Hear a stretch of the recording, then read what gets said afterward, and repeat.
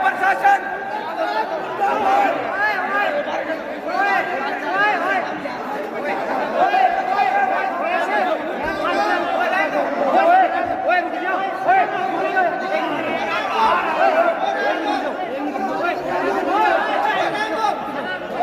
नमस्कार, कमलदीप शर्मा, इंसो अध्यक्ष जीएनसी महाविद्यालय।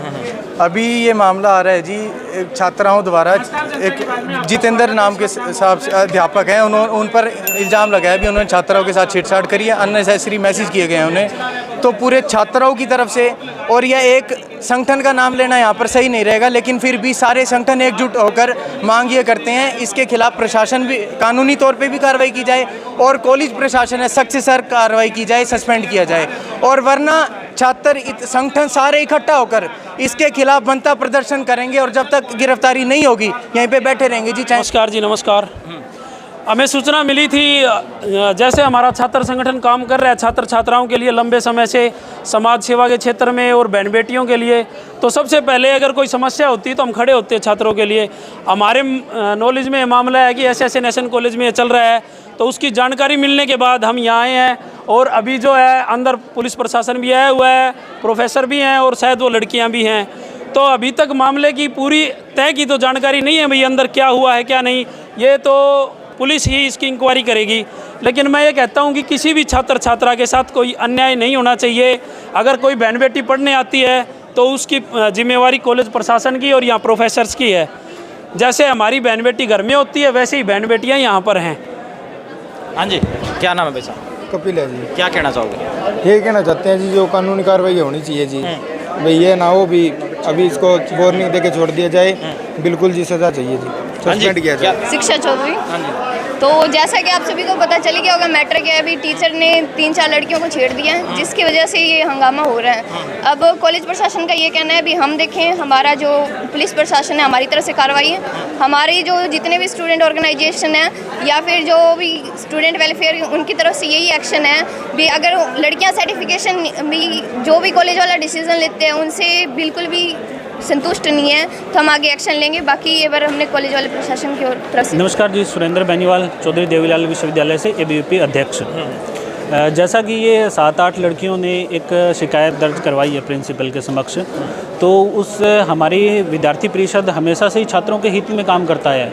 और जैसा कि नारी सशक्तिकरण की हम बात करते हैं और यहाँ पे कॉलेज लेवल पे अगर ये टीचर वाली बात आती है कि उन्हें छात्राओं के साथ छेड़खानी की है और छात्राओं ने शिकायत दर्ज करवाई है, तो हमारा प्रिंसिपल महोदय से यही निवेदन है कि टीचर को, दोषी टीचर को तुरंत प्रभाव से हटा दिया जाना चाहिए और उनको यहीं से गिरफ्तार करके जेल भेज दिया चाहिए। तो मानसिक रूप से उनको प्रताड़ित किया है, तो ये किसी भी तरीके से बिल्कुल भी सही नहीं है। तो विद्यार्थी परिषद का ये स्पष्ट मत है कि दोषी को कड़ी कार्रवाई से सज़ा मिलनी चाहिए। क्या जी बताएं? देखिए, पूरी कहानी तफसील से बताऊं मैं, शॉर्ट में अगर आपको कहूँ तो मेरे ख्याल से उसमें सब क्लियर हो जाएगा। हाँ जी, शॉर्ट में। हमारे पास एक बच्ची की कंप्लेंट आई और उस बच्ची ने ये बताया कि एक टीचर हैं जिसने उनको कुछ लालच देने की, इंड्यूस करने की कोशिश की। पहले उसको ये कहा कि मैं तेरे को नौकरी लगवा दूंगा, फिर उसको कुछ ये बातें कही कि मेरे पास गाड़ी है, मेरे पास गाड़ी में चलेंगे, छुट्टी वाले दिन तू आ जाना, घर पे झूठ बोल के आ जाना। बच्ची कहती सर मैंने मेरे घर वालों को बता दिया था कि ऐसे ऐसी छुट्टी है, मैं नहीं आऊँगी। कुछ ये भी कहने की कोशिश की गई कि भाई आप हमारे को भाई अकेले में मिल लो, यहाँ पे कैमरे हैं, मोबाइल पे बात करने की जगह व्हाट्सएप पे बात करो, कुछ इस तरह की बातें थी। उसको लालच देने की कोशिश की और वो बच्ची उसकी बात में नहीं आई। उसने खुल के हमारे को जब बताई तो वो इमीडिएटली हमने कॉलेज की सेक्सुअल हरासमेंट कमेटी के पास मैटर रेफर कर दिया।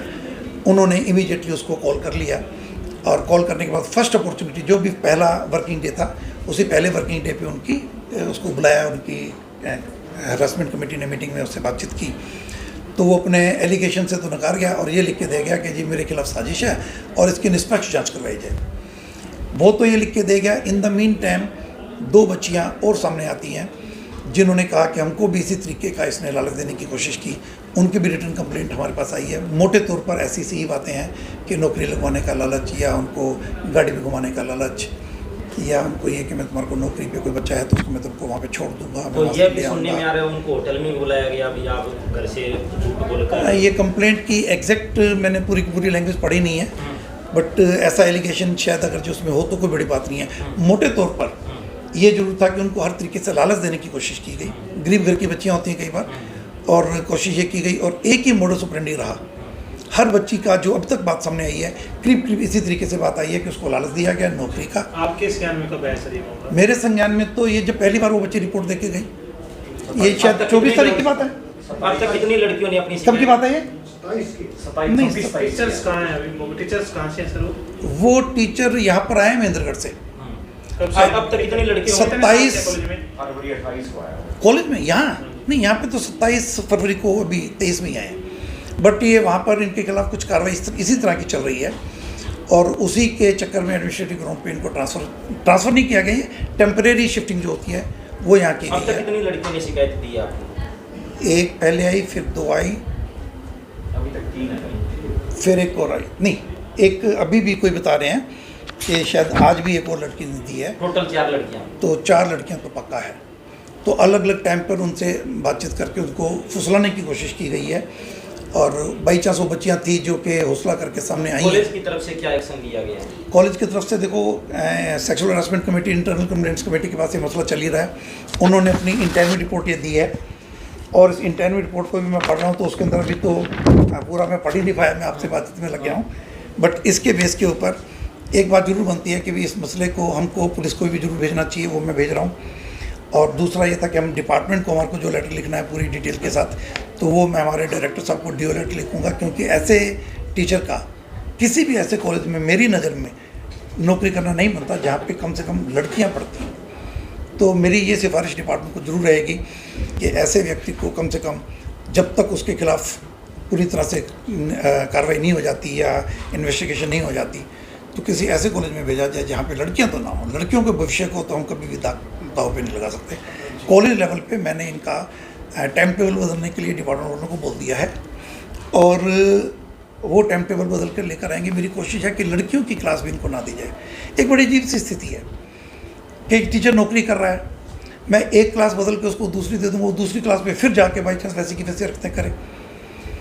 तो एक बड़ी अजीब सी स्थिति है कि मैं उसको घर पे बिठा दूँ, मैं उसको कोई भी क्लास ना दूँ, तो उसकी मौज ही होगी, तनख्वाह भी लिए जा रहा है और कोई क्लास भी नहीं मिल रही।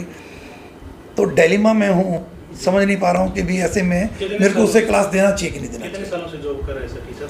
ये ना पहले किसी और जॉब में थे, मुझे इन्होंने खुद ने बताया कि ये पहले शायद पुलिस में, या जो एक रिसर्च उनकी लैब होती है पुलिस की, मधुबन में शायद फोरेंसिक लैब में कहीं काम करते रहे थे।